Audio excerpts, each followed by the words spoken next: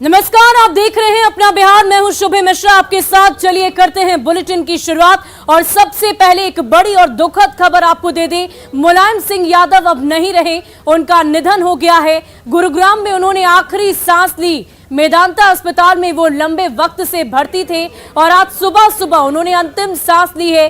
22 अगस्त को अस्पताल में वो भर्ती हुए थे और 1 अक्टूबर के दिन उन्हें आईसीयू में शिफ्ट किया गया था। लंबी बीमारी से वो ग्रसित थे और लगातार उनका इलाज चल रहा था। इस बीच कई दिग्गज नेता उनसे मुलाकात करने भी पहुंचे थे, लेकिन आखिरकार आज वो दुखद खबर आ ही गई कि उनका निधन हो गया है। आज नेताजी हम सभी को अलविदा कह गए। मुलायम सिंह यादव के निधन को लेकर ये बड़ी खबर आपको दे रहे हैं। 82 साल की उम्र में नेताजी का निधन हो गया और मुलायम सिंह यादव के निधन से राजनीतिक गलियारों में शोक है। मेरे आदरणीय पिताजी और सबके नेता नहीं रहे, ये कहना है अखिलेश यादव का। उन्होंने ट्वीट कर इस बात की जानकारी दी। उन्होंने साफ साफ लिखा है कि मेरे आदरणीय पिताजी और सबके नेताजी अब इस दुनिया में नहीं रहे। अखिलेश यादव ने ट्वीट किया है। तो ये बड़ी खबर आपको बता रहे हैं। मुलायम सिंह यादव का निधन हो चुका है। 82 साल की उम्र में आज उन्होंने अंतिम सांस ली। लंबे वक्त से वो बीमार चल रहे थे। गुरुग्राम के मेदांता अस्पताल में लगातार इलाजरत थे। आईसीयू में उन्हें कुछ दिन पहले 1 अक्टूबर की तारीख को शिफ्ट किया गया था और डॉक्टर्स की निगरानी में लगातार थे, लेकिन उम्र के इस पड़ाव पर आकर आज उन्होंने अंतिम सांस ली है। 82 साल की उम्र में आज उनका निधन हो गया। समाजवादी पार्टी का गठन उनके द्वारा किया गया था और उनका काफी लंबा राजनीतिक करियर भी रहा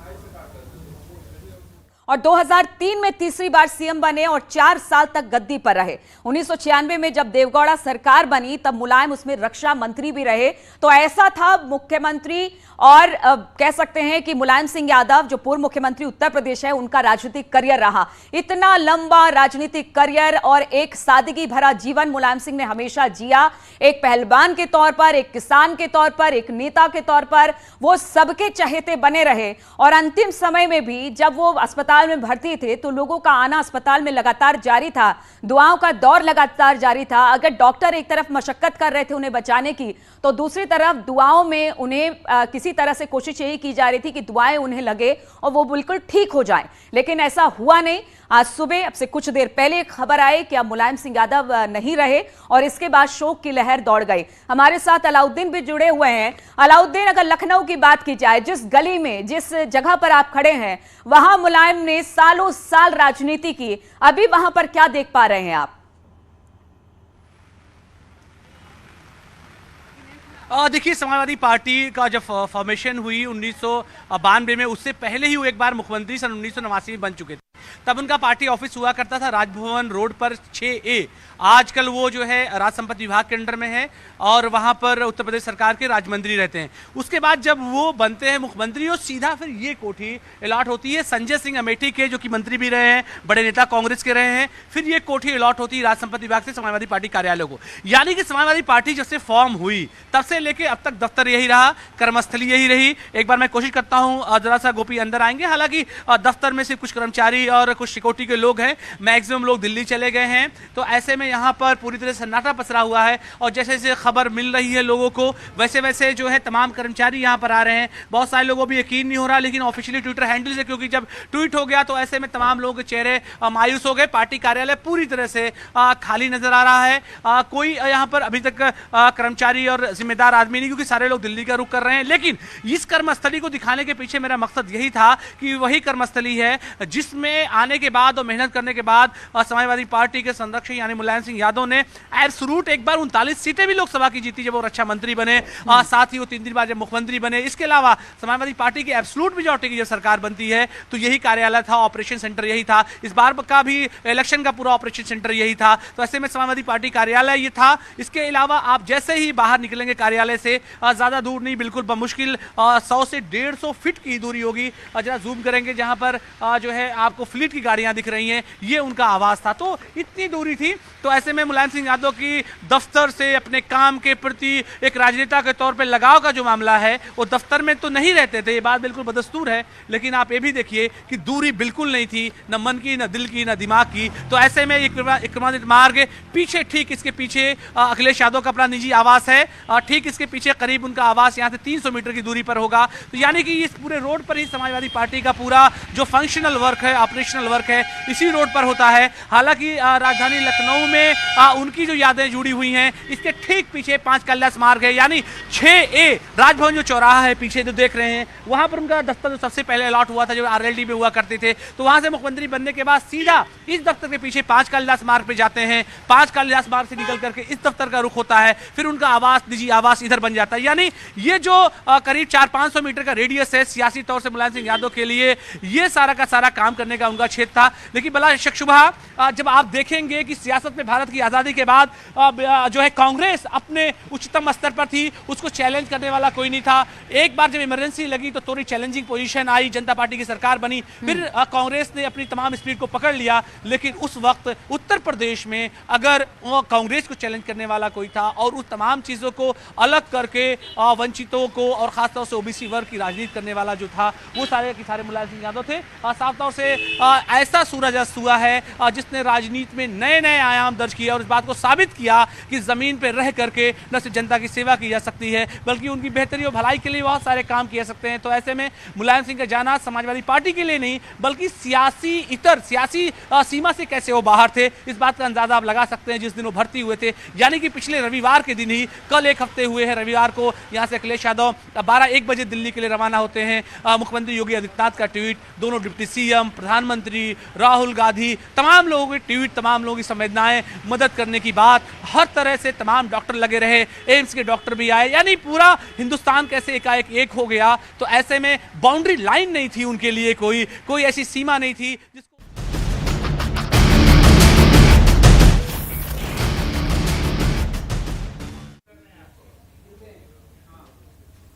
और देखिए, सूत्रों के हवाले से आपको बड़ी खबर बता दें, जगदानंद सिंह ने इस्तीफे की पेशकश कर दी है। जगदानंद का इस्तीफा आज मंजूर भी किया जा सकता है। जगदानंद सिंह ने इस्तीफे की पेशकश की, लालू प्रसाद को पत्र लिखकर उन्होंने अपने इस्तीफे की पेशकश कर दी है। जगदानंद सिंह के व्यवहार से लालू प्रसाद यादव खफा है, इस बात की चर्चा पहले से की जा रही थी और जगदानंद सिंह के व्यवहार से लालू प्रसाद खफा है और यही वजह है कि आज उनके इस्तीफे को मंजूर किया जा सकता है। आपको बता दें कि 3 नाम इस वक्त सबसे आगे चल रहे हैं और सबसे पहला नाम अब्दुल बारी सिद्दीकी का सामने आ रहा है, जो अब आगे प्रदेश अध्यक्ष की कमान संभाल सकते हैं। श्याम रजक, उदय नारायण चौधरी के भी नाम इस रेस में हैं।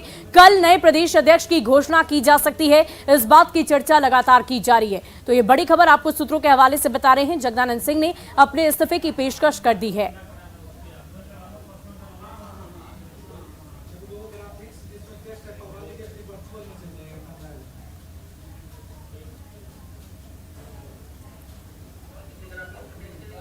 तो आज का दिन आरजेडी के लिए बेहद अहम बताया जा रहा है। आपको बता दें कि 3 नाम इस वक्त रेस में सबसे ज्यादा आगे हैं, अब्दुल बारी सिद्दीकी और साथ ही साथ श्याम रजक, उदय नारायण चौधरी इस रेस में आगे चल रहे हैं।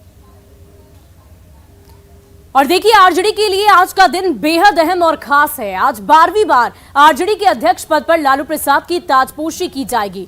दिल्ली में आज खुला अधिवेशन है जिसमें लालू प्रसाद की ताजपोशी होगी। वहीं आज आरजेडी प्रदेश अध्यक्ष जगदानंद सिंह की विदाई भी हो सकती है। जगदानंद सिंह ने इस्तीफे की पेशकश कर दी है। बताया जा रहा है कि जगदानंद सिंह से लालू प्रसाद यादव खफा हैं और वो उनका इस्तीफा मंजूर कर सकते हैं। तो आज के लिए आरजेडी का दिन बेहद महत्वपूर्ण बताया जा रहा है। एक तरफ 12वीं बार लालू प्रसाद का राष्ट्रीय अध्यक्ष के तौर पर ताजपोशी है और देखिए, जगदानंद सिंह ने अपने पद से इस्तीफे की पेशकश कर दी है। सूत्रों के हवाले से खबर है कि लालू प्रसाद उनका इस्तीफा स्वीकार भी कर सकते हैं। तो सवाल तो ये उठता है कि उनकी जगह अब अगला प्रदेश अध्यक्ष आखिर कौन होगा। आरजेडी प्रदेश अध्यक्ष पद की रेस में अभी 3 लोगों का नाम सामने है। सबसे पहले नाम की अगर कोई चर्चा है तो वो है अब्दुल बारी सिद्दीकी का, दूसरा नाम उदय नारायण चौधरी और तीसरा नाम श्याम रजक का बताया जा रहा है। ये तीनों ही प्रदेश अध्यक्ष पद की रेस में आगे बताए जा रहे हैं और प्रदेश अध्यक्ष पद की रेस में ये 3 लोग हैं, लेकिन तीनों में किसका पलड़ा भारी है ये जानना भी बेहद जरूरी है। दरअसल अब्दुल बारी सिद्दीकी पार्टी के एक बड़े ही सीनियर नेता हैं और पार्टी का एक बड़ा मुस्लिम चेहरा भी। वहीं उदय नारायण चौधरी की अगर हम बात करें तो वो पूर्व विधानसभा अध्यक्ष रह चुके हैं और उनका एक लंबा राजनीतिक अनुभव भी रहा है। जहां तक बात अगर श्याम रजक की जाए तो वो पार्टी में एक बड़े दलित चेहरे के तौर पे हमेशा से स्थापित रहे हैं और साथ ही साथ वर्तमान में पार्टी के महासचिव भी हैं। कल पार्टी की राष्ट्रीय कार्यकारिणी की बैठक में मंत्री तेज प्रताप यादव और श्याम रजक के बीच में तू मैं हो गई थी। यानी कि ये तीन चेहरे इस वक्त अभी सामने हैं और आरजेडी प्रदेश अध्यक्ष पद की रेस में अब्दुल बारी सिद्दीकी सबसे आगे है। इस बात की चर्चा हम इसलिए कर रहे हैं क्योंकि लगातार अब्दुल बारी सिद्दीकी को लेकर के ये चर्चा की जा रही है कि अब आगे वही प्रदेश अध्यक्ष की कमान संभालेंगे। आपको बता दें कि आरजेडी प्रदेश अध्यक्ष पद की रेस में अब्दुल बारी सिद्दीकी सबसे आगे चल रहे हैं, इसलिए उनके बारे में भी जानना बेहद महत्वपूर्ण हो जाता है। बिहार के वित्त मंत्री रह चुके हैं अब्दुल बारी सिद्दीकी और साथ ही साथ आरजेडी की तरफ से नेता प्रतिपक्ष भी रहे हैं। 7 बार विधानसभा का चुनाव उन्होंने जीता है और पहली दफा साल 1977 में उन्होंने चुनाव जीता था। कर्पूरी ठाकुर की सरकार में संसदीय कार्य मंत्री रह चुके हैं और 80 के दशक से अलग अलग सरकारों में वो मंत्री भी रह चुके हैं। लेकिन इन सब के बीच अब सवाल ये उठता है कि जगदानंद सिंह आखिर नाराज क्यों हुए? क्या ऐसी नाराजगी हो गई जिसकी वजह से उन्होंने इतना बड़ा फैसला लिया और पार्टी से इस्तीफा देने की खबर भी सामने आ गई। दरअसल बेटे को कृषि मंत्री के पद से हटाया गया। मंत्री पद से हटाने की जानकारी उन्हें नहीं दी गई और तेज प्रताप यादव से अक्सर उनका विवाद होता रहता था और इस तरह की खबरें कई दफा हमने भी आप तक पहुंचाई है। अनुशासन को लेकर बेहद सख्त हैं जगदानंद सिंह, इस बात की चर्चा हर ओर है और इसी अनुशासनहीनता को लेकर वो अक्सर नाराज हो जाते थे। जब कोई भी व्यक्ति अनुशासन के अनुसार नहीं चलता तो उनकी नाराजगी साफ तौर पर स्पष्ट दिखाई देती थी। पार्टी को चलाने की आजादी उन्हें नहीं मिल पा रही थी और स्वतंत्र रूप से वो फैसले नहीं ले पा रहे थे और यही वजह है कि जगदानंद सिंह की नाराजगी इतनी ज्यादा बढ़ गई कि उन्होंने आज ये बड़ा फैसला लिया है। और इस वक्त हमारे संवाददाता अमितेश हमारे साथ दिल्ली से हमारे लाइव जुड़ चुके हैं। अमितेश, ये जानकारी दीजिए कि आज क्या कुछ खास कार्यक्रम आरजेडी के भीतर होने वाला है, क्योंकि आज का दिन बेहद खास माना जा रहा है आरजेडी के लिए।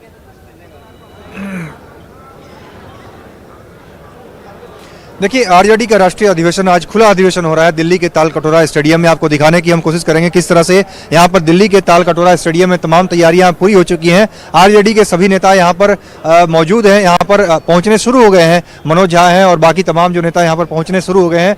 लालू प्रसाद यादव, तेजस्वी यादव और शरद यादव, 3 बड़े नेताओं की स्पीच होगी आज और खुले अधिवेशन में पार्टी के सभी हजारों कार्यकर्ताओं को यहाँ पर संबोधित किया जाएगा। जो बताया जा रहा है उसके मुताबिक आरजेडी की राष्ट्रीय परिषद की इस बैठक में करीब 3 से 3.5 हजार के बीच में कार्यकर्ता और नेता इसमें शामिल होंगे, शिरकत करेंगे, तो उनको संबोधित करेंगे खुला अधिवेशन में। कल राष्ट्रीय कार्यकारिणी की बैठक हुई थी और आज राष्ट्रीय अधिवेशन जो कि खुला अधिवेशन है वो होने जा रहा है। खास तौर से इसमें औपचारिक तौर पर 11 बजे जब अधिवेशन की शुरुआत होगी तो 11 बजे के बाद जब लालू प्रसाद यादव यहाँ पर पहुंचेंगे तो उनको औपचारिक तौर पर राष्ट्रीय अध्यक्ष के तौर पर सर्टिफिकेट दिया जाएगा और उसके बाद अधिवेशन की एक तरह से इस राष्ट्रीय परिषद की जो बैठक है, जो लोग पहुंचे हुए हैं उनकी तरफ से इंडोर्समेंट होगा, यानी अनुमोदन एक तरह से हो जाएगा। बतौर राष्ट्रीय अध्यक्ष उनकी ताजपोशी इस खुले अधिवेशन में होगी। उसके बाद शरद यादव, तेजस्वी यादव और लालू प्रसाद यादव का जो स्पीच होगा उस पर सबके नजरें होंगी कि किस तरह से संबोधित करते हैं और पार्टी नेताओं को किस तरह का गुर सिखाते हैं 2024 के चुनाव को लेकर के। अमितेश, क्या आपके आसपास कुछ पार्टी के वरिष्ठ नेता या तमाम नेता वहां पर मौजूद है जिनसे आप बातचीत कर सके? क्योंकि आज जगदानंद सिंह को लेकर भी एक अहम फैसला आरजेडी की तरफ से लिया जा सकता है, लालू प्रसाद यादव की तरफ से लिया जा सकता है। उनसे आप बातचीत कर इस बात की जानकारी लें।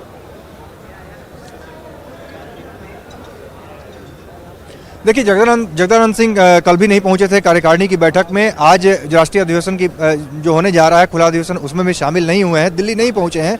लेकिन इस बाबत पार्टी के नेता कुछ भी खुलकर बोलने से बच रहे हैं और ख़ास तौर से इस बात की जो संभावना जताई जा रही है कि उनके अध्यक्ष पद से जो इस्तीफा हो सकता है या इस्तीफा दे सकते हैं, तमाम इशूज हैं। लेकिन इस खुले अधिवेशन में इस बात की कम संभावना है कि अमूमन इस तरह के मंच से और खुले अधिवेशन में हजारों कार्यकर्ताओं के बीच में इस तरह के किसी नए अध्यक्ष का ऐलान और अमूमन ये होता है तो पार्टी के जब वरिष्ठ नेता बैठते हैं उसमें चर्चा होती है, उस चर्चा के दौरान ही तमाम चीज़ें सामने आती हैं। तो इस बात की कम संभावना है। हालांकि आरजेडी के नेता इस पर कुछ भी बोलने से बच रहे हैं। उनका कहना है कि केवल आज के अधिवेशन में जो तमाम चीज़ें होंगी उसमें लालू यादव का जो अध्यक्षीय भाषण होगा वो सबसे महत्वपूर्ण होगा और लालू यादव अनुशासन का पाठ पढ़ा सकते हैं, 2024 को लेकर के गुर सिखा सकते हैं कि किस तरह से आगे बढ़ना है, विपक्षी दलों को एक साथ जोड़ना है, इसकी तमाम कवायद हो सकती है।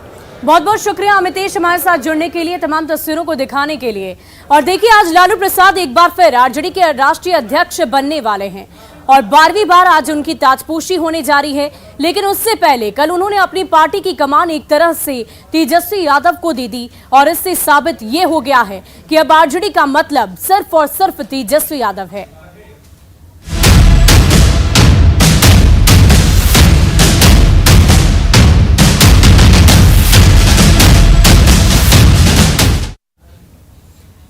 और अब बात डिप्टी सीएम तेजस्वी यादव को लेकर लालू प्रसाद के एक बड़े बयान की। दरअसल पार्टी के बड़बोले नेताओं को आरजेडी अध्यक्ष लालू प्रसाद ने एक बड़ी हिदायत दे डाली है। दिल्ली में राष्ट्रीय कार्यकारिणी की बैठक में आरजेडी अध्यक्ष लालू प्रसाद ने कहा कि किसी भी महत्वपूर्ण या नीतिगत मामलों पर अब सिर्फ और सिर्फ तेजस्वी यादव ही बोलेंगे। सभी नीतिगत तरह के फैसले तेजस्वी यादव ही लेंगे और लालू यादव ने सभी कार्यकर्ताओं से संगठित रहने और संभल कर बोलने की अपील की है।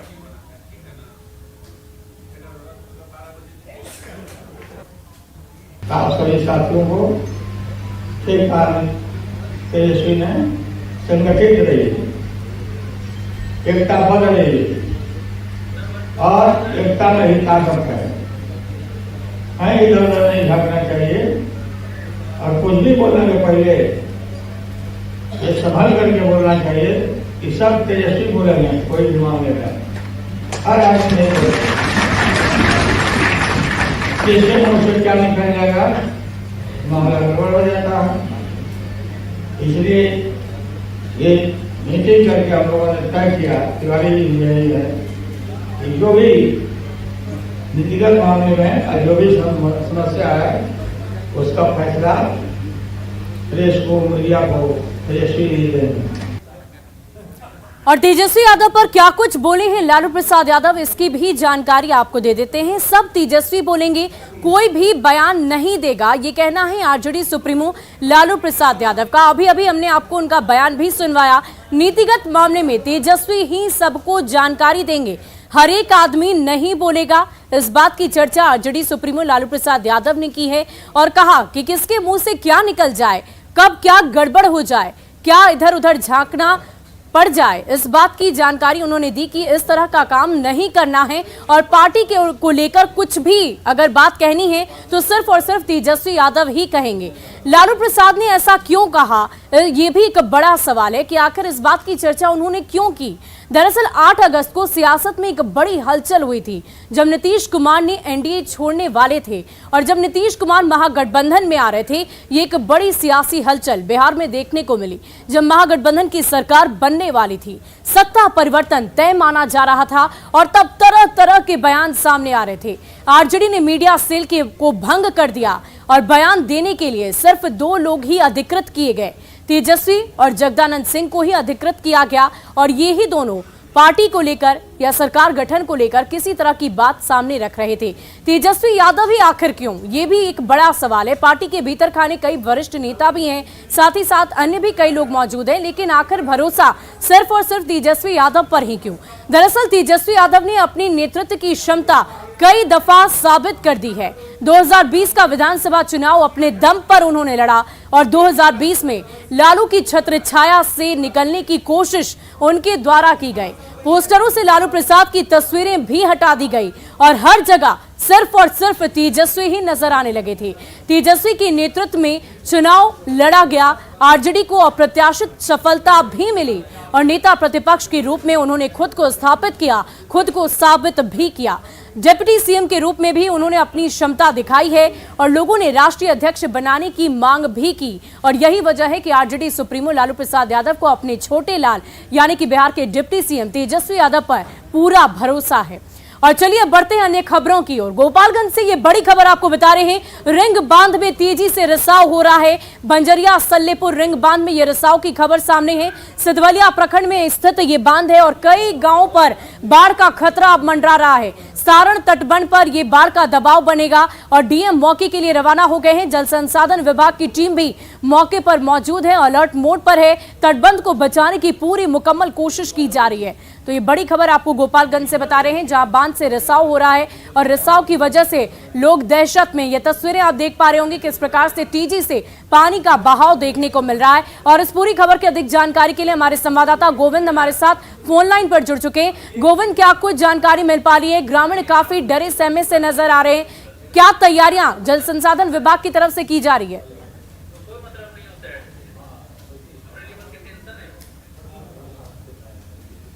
किया गया तो 2 दिन बाद ये जो है गंडक नदी का पानी सिधवलिया प्रखंड में पहुंचा, जिससे गंडक नदी का जो पानी का दबाव है वो छरकी है। ये जिस छरकी के रिसाव की बात आ रही है सामने, वो छरकी है। सिधवलिया के सल्लेपुर में छरकी पड़ता है और छरकी में कई जगह रिसाव हो रहे हैं। बांध टूटने की भी बात ग्रामीणों के द्वारा बताई जा रही है। हालांकि प्रशासनिक स्तर पर इसकी भी पुष्टि नहीं की गई है।